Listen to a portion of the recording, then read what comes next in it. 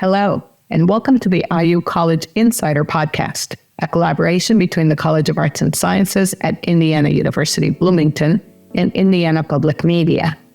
We'll be sharing the voices and experiences of guests who shed light on what higher education is doing to educate, innovate, and build our shared future. Today, we're focusing on a fascinating topic, the history of American religious belief in life in other planets.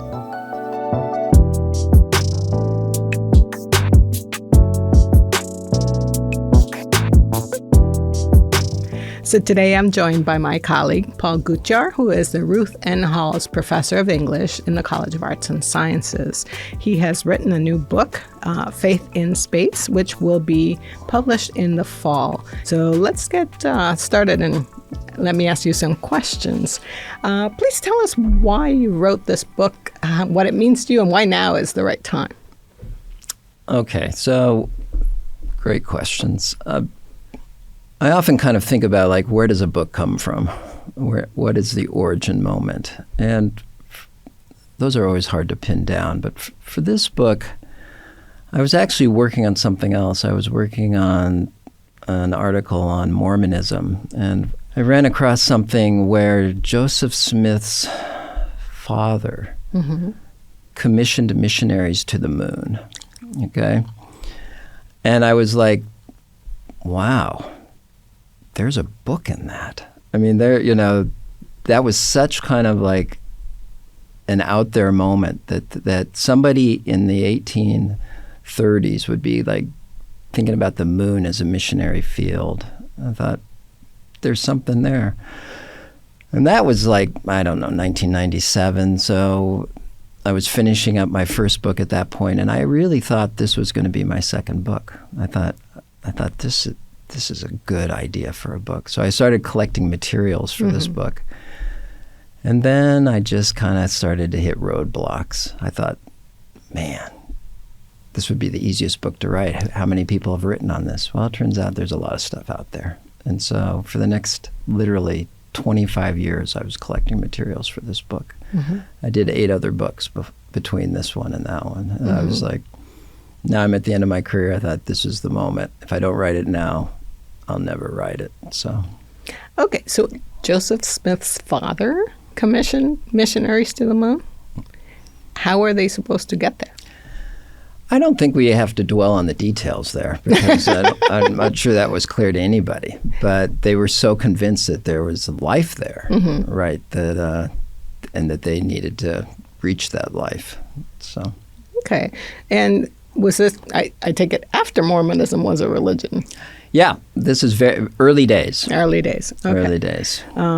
Great. Well, this is such an interesting project, and I wonder if you would help us understand, because it's a history of ideas project. It's a history of religious movements within the United States. It's many things, but what it isn't, it's not a treatise that reduces any particular religious belief to the belief on life in other planets. What you do instead is trace that idea across a variety of different texts in space, in time, not really beyond the Earth, but rather from Greek thought through contemporary times. Right. I mean, so with any kind of book, you have to like think about your boundaries, right? Like, where are you going to start? Where are you going to end? How are you going to bound it in terms of kind of geography? And so for me, I'm an Americanist. So I thought, okay, we're just going to stick with American stuff. And originally it was going to start in the 19th century. But the more I studied, the more I found out that, belief in life on other planets among kind of religious communities in the United States goes back to the 17th century. So I had to go earlier. And here was the basic thing that I kind of tried to keep in mind is there's a lot of talk about, like, what if we discover life? What would that mean for us? What would that mean for religious traditions? And I was not interested in the what if question. I was interested in the there is proposition, because the traditions I deal with in this book, they believe there is no what if. They are like totally in on like there being life elsewhere. So that's how I bounded it. I bounded it by like beginning of kind of Puritans all the way to the present American, and the traditions that really are very convinced there is. Okay, and so that there is, you actually in the book call it extraterrestrial cosmologies. So do you want to talk about that term and what it encompasses? Sure. Cosmology is like a really fancy word for talking about like how we conceptualize ourselves in relation to the universe. What are the stories we tell ourselves to make sense of our place in a grand scheme? That's what a cosmology is. And, you know, whether we know it or not, we all function with cosmologies. We all have a kind of an idea of like how things began, how things might end, what that means for the middle of our existence. What extraterrestrial cosmologies was about is like, what happens to your cosmology once you are absolutely convinced there's life elsewhere? So how does that kind of inflect your cosmology? And that was the question that I was really interested in, is like, once you start to believe there's life elsewhere, what does that mean for your life here?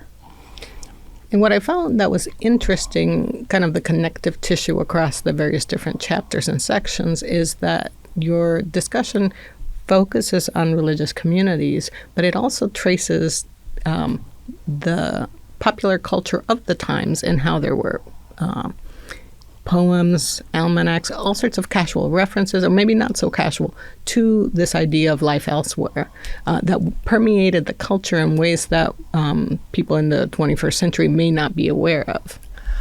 Right, and I think one of the things that's really interesting about this book is that, you know, the ideas do not pop up in a vacuum, right? They're always part of kind of a larger cultural conversation. And often that happens at a very popular level, sometimes at elite levels. But, you know, what you have is you have these ideas circulating, and then somebody picks up on something and starts to pull the thread and then builds out of that, right? So let me give you an example here. One of the things you'll find in this book is that a lot of these cosmologies, a lot of these religious beliefs are responding to technological changes, okay? So there's big or like gargantuan shifts in technology happening at various times. And like the three big ones that are easy to kind of point to is the telescope. Telescope becomes much more refined during the 18th and 19th centuries. Observatories pick up. Once you have a good telescope, you can start to look for life elsewhere, right? Like, are there men on the moon? Is that what we see? I mean, Mars, is that what we see? So they respond to that change in technology about the telescope. They respond to the telegraph. The telegraph all of a sudden becomes a way that disembodied voices, you know, you no longer need to send a letter. You can just kind of hear it through these wires. And that, you know, spiritualism picks up on that in a big way. And in the 20th century, it's the atom bomb. It's like all of a sudden we have a bomb that can destroy the earth. What does that mean? And a lot of these religious traditions respond to that kind of threat, that kind of like, now we have the ability to destroy ourselves. Have we moved on beyond our ability, our moral ability to make good decisions about our technology? Yeah, and so you also allude to shifts in the mass printing, so the media and its distribution and its wide outreach to people who all of a sudden don't need someone who translates the Latin, for example, into the vulgar, but instead they can read religious texts themselves. Right, and I mean, so in one way, this is a book about big ideas, okay? And those big ideas usually come from prophetic figures.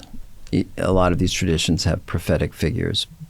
But also these figures then have to get their teachings out there, right? And print in the 19th century becomes a way to do that, okay? And then radio becomes a way to do that in the early 20th, and then TV and movies. And so these ideas come from people, but then they need to circulate, right? And how do these figures circulate their ideas? And that becomes kind of a really interesting question about, like, again, ideas don't exist in a vacuum, but how do you get them into the kind of the media sphere? So. Yeah. And so let's go back a little bit in time. And some readers may be surprised to learn that leading figures in American history, since we're looking towards the 4th of July and the sequencentennial of the United States, its 250th birthday as a nation. So Benjamin Franklin, John Adams, Thomas Paine, all believed in a universe full of populated planets. How influential were they in expanding that belief in American culture about extraterrestrial life, would you say? Okay, so again, really interesting question. A couple things are happening here. You'll have figures like John Adams. Okay, John Adams goes to Harvard. He's introduced to this idea of life on other planets. He journals about it. It does not like fill his whole field of vision. He's not thinking during the revolution, we not also have to think about aliens, right? Like he's pretty focused.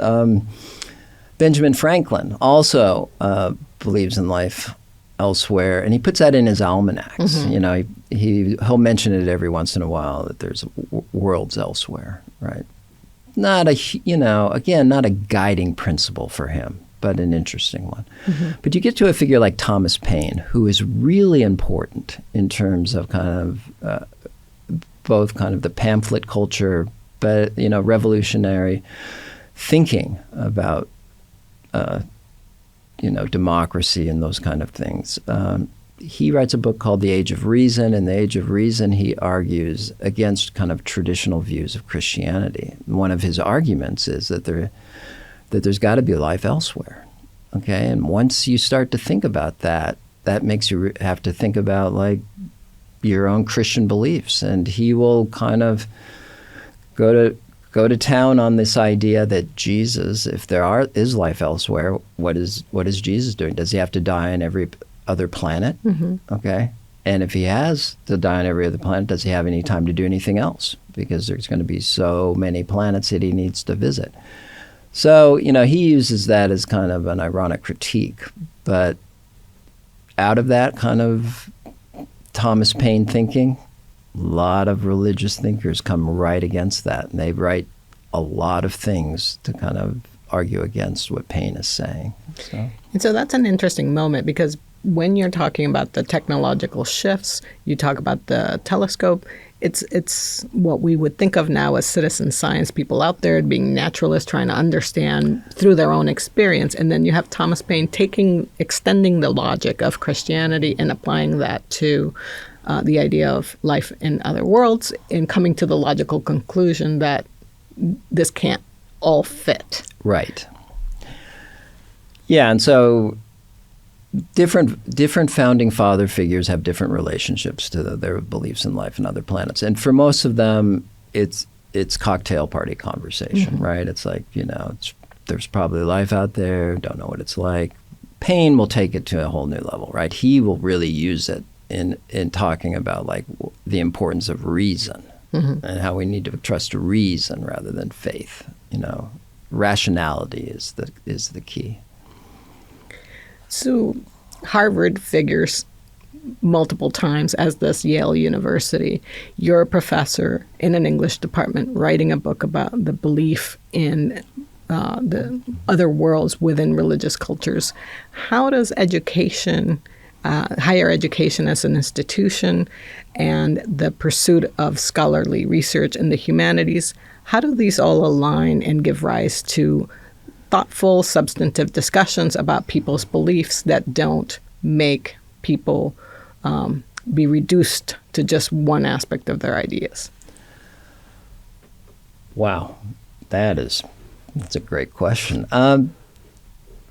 Okay, so Harvard and Yale figure prominently early on because they're leading institutions, right? One of the things that's very true of kind of early American education at the collegiate and university level is they have a very keen sense of the importance of the humanities, okay? And for them, what they like to think about is kind of moral issues and what does it mean to be human, and what does it mean, more importantly, to be humane? Like what does it really mean to like care, you know, for those around you, to build communities, to, you know, to kind of interact with the local landscape, whether that be, you know, farming or shipping or whatever. And so, but they're always trying to bring kind of a moral valence to this, right? And that's really important to them. And so you just get a kind of a moral overlay to a lot of education that I think, if you look at the humanities now, I think that is still the task, right? What does it mean to be humane in this world? What we fight more currently against is more kind of a transactional world where that is not as valued probably as it was in like the 1700s when John Adams said like that crew is you know, matriculating. That they just have a different kind of sense of like what education meant, and it wasn't always like just thinking about making money or like scientific progress at all costs, those kind of things. They're always trying to kind of balance it. And it's an interesting kind of, and I'm not saying everybody, I'm sure there were people that were back there doing the same things we're doing now. But I mean, if you look at the curriculums, there's a, you know, everybody their senior year has to take a moral philosophy course, and that's all year long. Yeah. You know, and that was a course that was supposed to like bring together everything you learned. And so there's a gradual shift in the people who play center stage in the religious communities that you discuss. As we move forward in time, you point to a pattern of having duos or two people. Do you want to talk about the significance of that, since it's not inherently one of these supernatural numbers like 3 or 7? You're right. One of the things that you always have to kind of keep center stage in your mind when you're talking about prophetic figures is prophets are really important, okay? And they're prophets for a reason. They're important because they kind of break new ground, all that kind of stuff. But you also need to keep in mind that they too do not live in a vacuum, right? That they are interacting all the time, not only with their culture, but with their followers. And there's always kind of this dialogic thing going on, that they are being, their attitudes, their teachings are being adjusted by just the moment they live in, the communities they have to interact with, the communities that hate their communities and they have to interact with, you know. So there's that kind of thing going on. And what a lot of these communities actually end up having kind of these two figures that come up. And one is a prophetic figure, and one is what I would call like an executive figure, somebody that like takes the prophet's energy and teachings and has the ability to mobilize it, right? Like put it into pamphlets, publish it, get it onto the airwaves. And you see a lot of those kind of tandem relationships and it's impressive. Like some of these people would not be where they were without their little helpers. And their helpers are the people that can kind of put feet to their ideas. Okay, so Paul, could you give us an example about those duos, one historical and one more contemporary? Okay, so the Seventh-day Adventists, this is a tradition that is actually larger than Mormonism. Okay, there are like 20 million Adventists around the world, where Mormonism is a little behind that. Okay, so it also runs the largest like nonprofit health organization in the world. I mean, these people are like majorly committed to kind of issues of health, global, you know, domestic, whatever.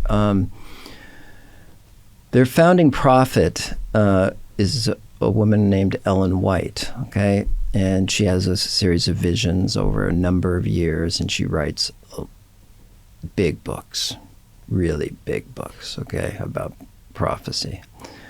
Her husband is the one that really manages her career, okay? While she is like prophesying, he's copying it down or getting secretaries to copy it down.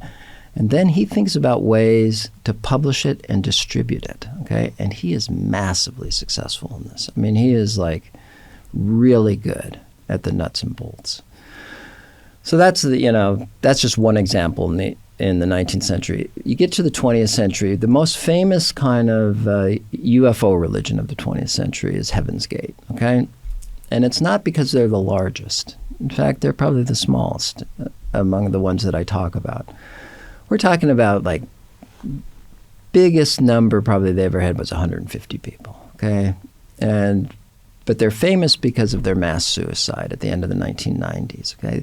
This is a group that is led by two people for its first 10 years, okay? And one of them was kind of a prophetic figure, and the other one kind of viewed himself as her like megaphone.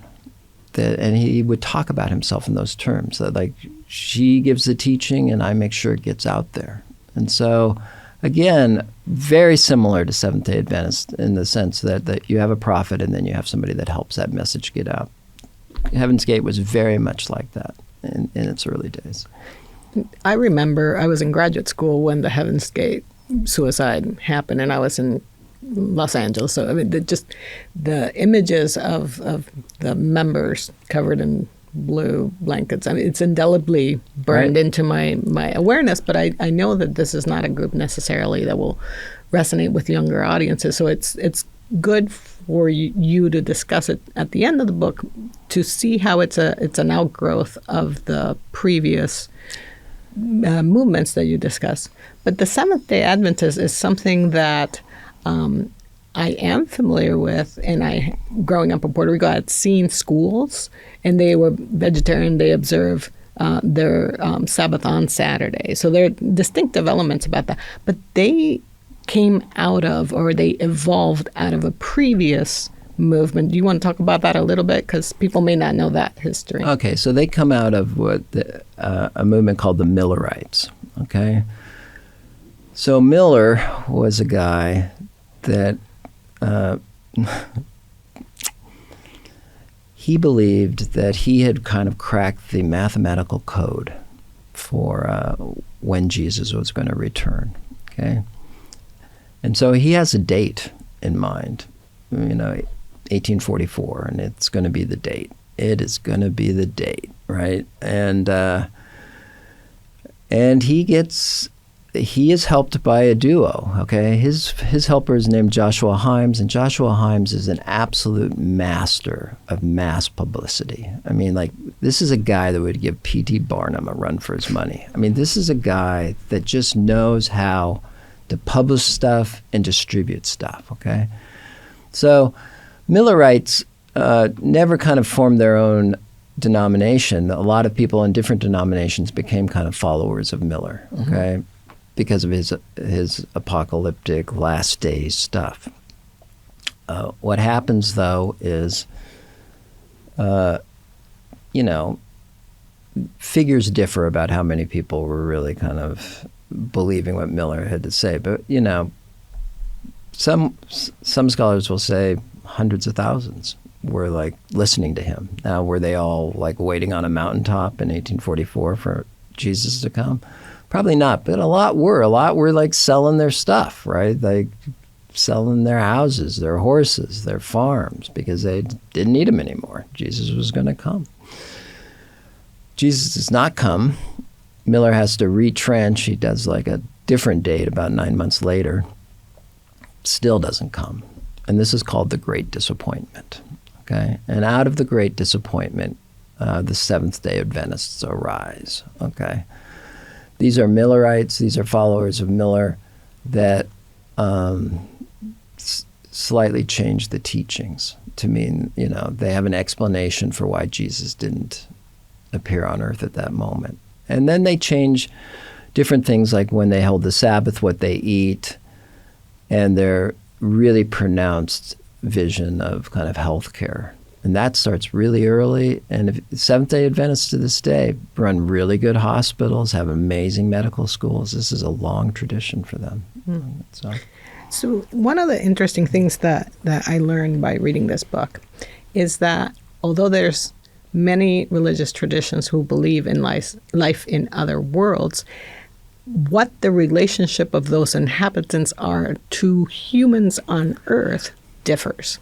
And so I want to ask you, if you could, to differentiate between, for example, Mormonism, Seventh-day Adventists, and the Nation of Islam, because they all imagine different relationships to that. And since I mentioned the Nation of Islam, throw in Scientology too, because there's a connection there I was surprised to learn about. Yeah, a lot in that question. Okay, so you start to believe in life on other planets, then you have to ask yourself, what is our relationship to that life? Mm-hmm. For the Mormons, they believe that life elsewhere is human, or human-like, right? And that if you follow a certain kind of spiritual progression of faithfulness on the earth, we'll just talk about our Earth, you will be rewarded with a planet, right? You get to be your own God in a way. So it's kind of, and that would fit into a larger kind of hierarchy of planets. So that's how they explain it. Seventh-day Adventists, they're much more hands-off, okay? There's life elsewhere, but that life watches the Earth, because the Earth is the only place Jesus had to die. Every place else, they're unfallen worlds. But what we have is the most wicked world. Jesus had to die here. One of the things that happens in that moment, though, is that the entire universe sees the mercy of God. Okay, so we become like a giant visual aid for God's character. Okay. So more hands-off. We get to Scientology. Okay, Scientology. This is a complicated story, but one of the things that kind of comes out of Scientology later, after L. Ron Hubbard's had some time to think about it, is that beings from other planets have been consigned to the Earth as a kind of prison planet. Okay? And what happens is these beings, named Thetans, can attach themselves to humans in the thousands if they have to. Okay? So traditional Christianity would call this a demonology, would call this kind of like, how do we explain bad things? We explain bad things by aliens having been exiled to the Earth and now attaching themselves to us and doing bad things with us. It's kind of a view of possession. So that's not a really kind way of kind of thinking about our interactions with life on other planets. Nation of Islam they do believe in life elsewhere, but it's not center stage in the same way that it would be in Scientology. And so they, for instance, believe, Farrakhan believes that he has been taken up on a spaceship. Mm-hmm. So there is life elsewhere, and we have some contact with them. But it's not the kind of central motif that it would be in Scientology. What you want to do with that becomes kind of interesting. Okay, so let's go back to Scientology for a minute. It explains a lot, right? It explains why we all act so badly and why we need to go get audited so that we can be better. Mm-hmm. Okay. What has happened with the Nation of Islam is they have become interested in Scientology, and they have in recent years have become very interested in Scientology and made a lot of people go to Scientology training because they are also interested in making us better. And they believe that Scientology is a way that we can improve our human condition. So they become kind of helpmates And nobody saw that one coming, I don't think. But it's an interesting connection. Okay, I want to ask you about a totally different group of people. But this whole idea of a moon child and the Antichrist, I think we should discuss the negative or less than positive connection between those beliefs and life elsewhere. Okay, so one of the things that you find with prophet figures is they often take a very kind of messianic role, okay? And they will, to varying degrees, claim kind of a messiahhood, whether they be the agents of salvation or they're one step away, okay? What happens with like things like spiritualism, okay? Spiritualism, when people think of spiritualism, they usually think of this. They think of people at a seance or around a Ouija board contacting the dead, okay? That is spiritualism. That's central to spiritualism, is contacting the dead. What people don't realize is that a lot in spiritualism is also about contacting life on other planets, okay? And that seems to have totally dropped off the radar, you know. But that is very much part of spiritualism. What ends up happening out of spiritualism is various traditions grow out of that. And some of those are very closely associated with black magic and demon worship and devil worship. And what happens is there are figures, particularly in England around the turn of the 20th century, that get very involved with a kind of a thinking about like, we can turn these spirits from elsewhere to our own ends, right? And so whether they be on other planets or whether they be dead people, it just depends on who we're talking about, but that they, you know, contacting life beyond the veil can eventuate in certain kinds of things. And there is a school of thought that believed that, you know, we could actually create a moonchild or an antichrist out of this kind of mixture. Wild stuff, but like pronounced, and it did have a following. So the other thing that I was surprised to see is a long history, or I guess not surprised, but I was happy to see that the imagined locations of life elsewhere stayed fairly close to our solar system.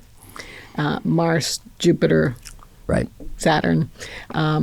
If you had to rank the best place to be another life form, I gather that the moon's not ideal.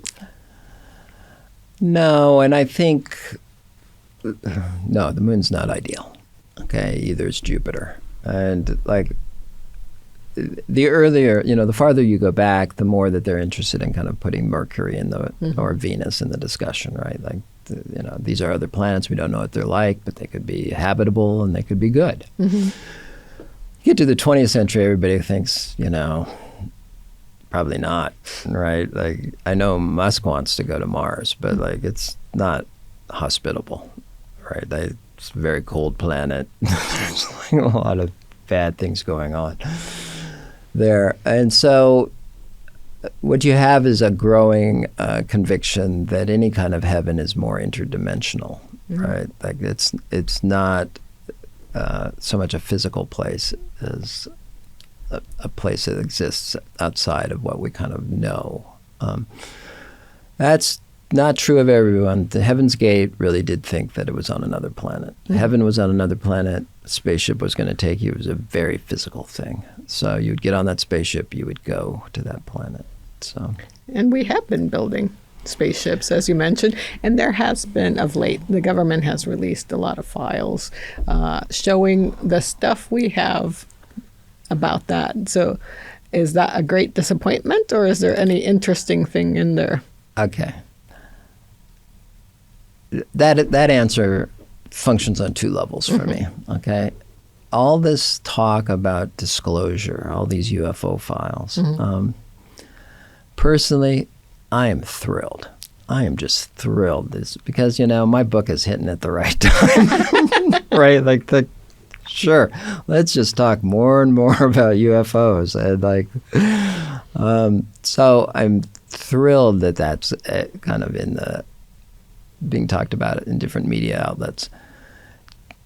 That said, is anything kind of new, or like every time I read through some of that material or read about that material, there just is not anything new there, right? There's no alien autopsy. There's no DNA from ancient aliens. There's just, it's pretty disappointing. So I would say we're having a moment. I'm not quite sure that there's a lot of new stuff out there that's going to like revolutionize us. Okay. Your book, though, opens with another moment we were having in 2016 when NASA funded a study asking what it would mean for the world's religions if we discovered life on another planet. And you say that rather than speculate about the future, we should look at the past. So what do you mean by that, and how would knowing more about the past and those views on life elsewhere help us or help inform our present? Okay. So NASA was asking the what if question. What if Buddhism had to deal with aliens, or Hinduism, or Judaism, or Christianity? What would that look like? What would that do to people? How upsetting would that be? Or would that be exciting, or whatever? And it'd probably be several things at once, right? So, and I think it's an interesting question, and really some interesting work came out of that grant. But for me, I kind of thought, we have a lot of information about like religious traditions and how they deal with this possibility of life on other planets. It would probably be good to kind of look at like people that have like 150-year, 200-year perspective on this, right? Like, and it really has informed their religious communities already. So what I was trying, maybe overstating the case a little bit, but I think, you can learn things from the past, and maybe, looking in the rearview mirror would be profitable in this kind of endeavor, because we can talk about what if, but there's a lot of people that have been given this a lot of serious thought for a long time. What has it done to them? How does it affect their views of how to live on this earth? So, who is the ideal audience for your book? Is it religious people? Is it people who are interested in extraterrestrial life? Is it people who are lining up to go see the new Steven Spielberg movie? Who should read this? Who would you like to see read this book? Okay, so who's my ideal reader? Okay, and I'll tell you, my ideal reader is the educated non-specialist who is really curious. I love people that just love to learn. So I wrote this book, I pitched this book to people that are not going to be like experts in religion or experts in technology or experts in astronomy. I pitched this to I wanted to tell a story. I wanted to tell a story, and I wanted it to be engaging enough that people would say, hey, that's kind of interesting. Never knew that. Well, wow, really?